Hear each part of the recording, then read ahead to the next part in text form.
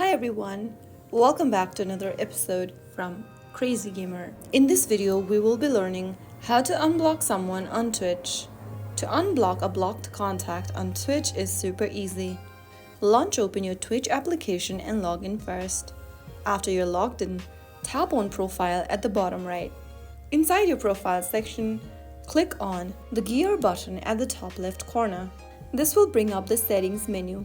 Scroll down and tap on Security and Privacy. Now inside Security and Privacy, scroll all the way down and look under the Blocked User tab. You will then be able to see a list of contacts that you've blocked. To unblock the contact, tap on Unblock right next to their username.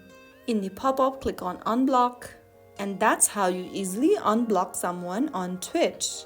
If you found this video helpful, don't forget to like, comment, and subscribe. Tap the bell icon so you never miss out on more easy tech tips. I'll see you in the next episode. Thank you for watching.